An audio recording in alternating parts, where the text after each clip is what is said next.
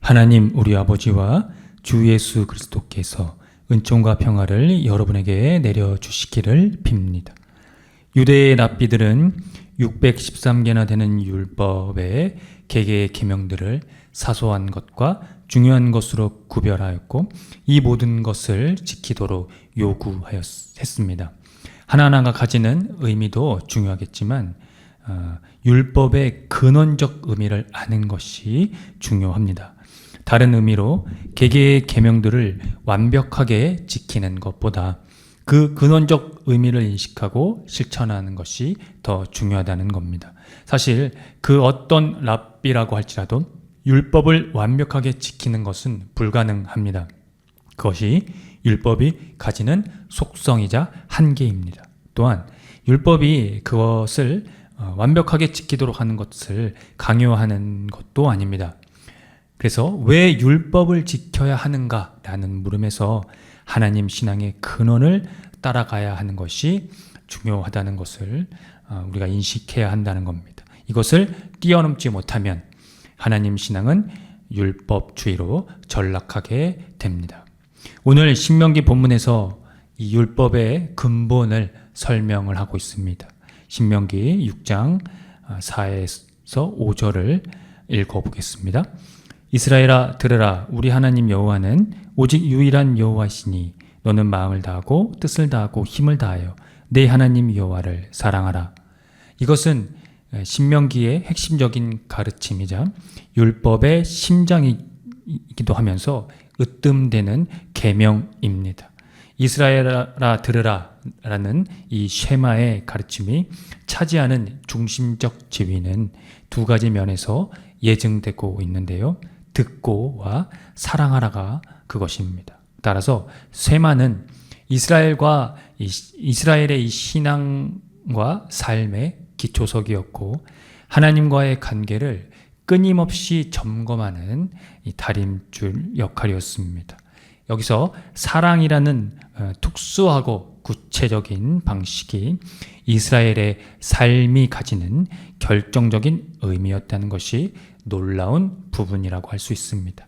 그리고 쉐마의 이 지위, 듣고 사랑하라는 이 10계명 혹은 율법의 요약이기도 합니다. 마음과 뜻과 힘을 다하는 이 하나님 사랑은 하나님의 길로 행하며 그분을 붙잡고 특별히 하나님의 명령을 준수하는 것을 가리킵니다. 10계명 제1에서 4에는 이 부분이 할애되고 있는 것을 우리가 볼 수 있죠. 그래서 예수께서는 모든 율법과 선지자들이 이 으뜸되는 계명에 의존하고 있다고 말씀하신 것입니다. 특히 하나님과의 관계를 정의하는 용어를 사랑으로 사용한다는 것은 본질적으로 사랑이 그들에게 요구되고 있다는 것을 의미합니다. 율법 학자가 예수님을 찾아와 으뜸되는 계명이 무엇인지 물었을 때 첫째는 마음과 목숨과 뜻과 힘을 다하는 하나님 사랑이요. 둘째는 내 이웃을 내 몸같이 하라는 것이라고 답하신 이유가 거기에 있는 것입니다.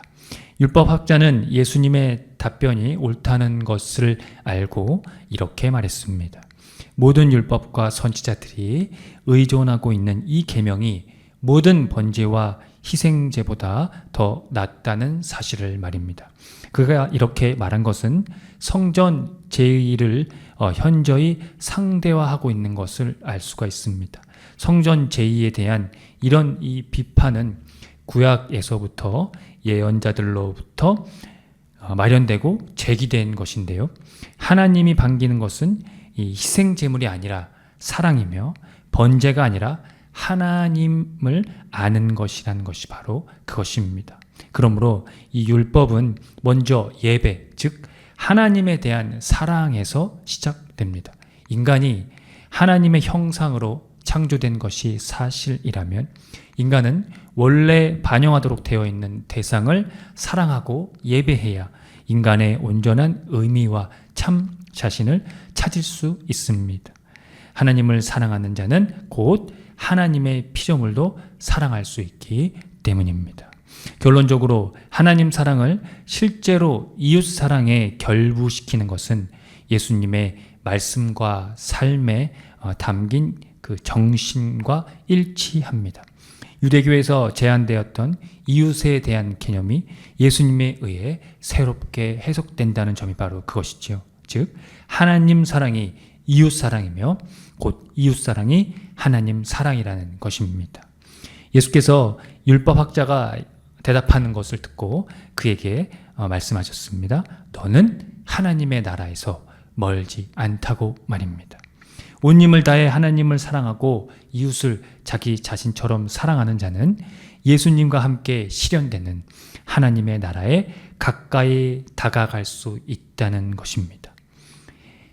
하나님 나라, 이 바실레이아 투 데우는 시간과 장소의 개념이 아닌 하나님의 통치, 다스림의 개념을 의미합니다. 그래서 예수께서는 하나님의 나라가 이미 임했다 또는 왔다고 하셨고 너희 안에 있다고 말씀하셨습니다. 하나님의 나라는 하나님을 사랑하고 이웃을 사랑하는 것에서 실존한다는 의미입니다. 그것이 곧 천국이자 하나님 나라의 실체라는 것입니다. 그런데 말입니다.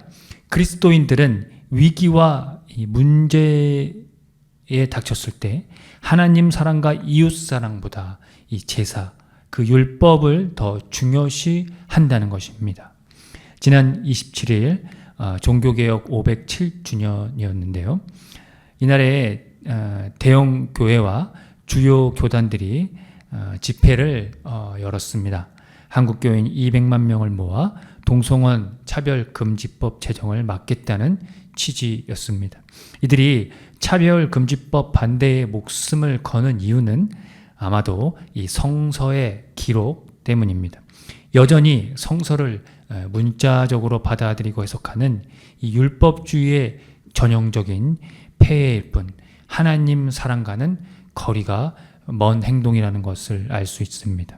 이스라엘이 가자지구에 가하는 만행들이 연일 보도되고 있음에도 한국교회가 그 만행에 대해서는 한마디도 슬퍼하지도 못하면서 마치 이스라엘의 율법을 찬양이라도 하는 듯 성소수자들로 인해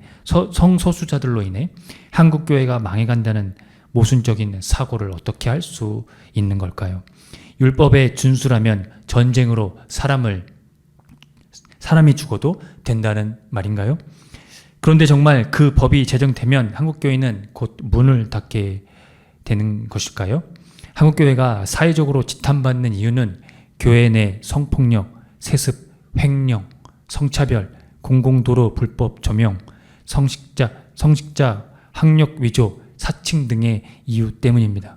이런 한국교회가 어떻게 하나님의 나라에 가깝다고 할 수 있겠습니까? 하나님의 나라는 율법 준수가 아니라 사랑이라는 사실을 그래서 명심해야 합니다. 끝으로 히브리서 기자의 말을 들어보겠습니다. 히브리서 9장 14절입니다. 하물며 영원하신 성령으로 말미암아 흠없는 자기를 하나님께 드린 그리스도의 피가 어찌 너희 양심을 죽은 행실에서 깨끗하게 하고 살아계신 하나님을 섬기게 하지 못하겠느냐. 예수께서는 사랑으로 구약의 율법을 완성하셨습니다. 그 사랑의 십자가와 부활이 하나님의 나라에 가까이 하게 한다는 것입니다. 누가 하나님의 나라에서 멀지 않는 사람일까요? 양심을 죽은 행실에서 깨끗하게 하는 그리스도의 피를 힘입어서 하나님 사랑을 이웃 사랑에서 이뤄내는 사람이 아니겠습니까? 함께 기도하겠습니다.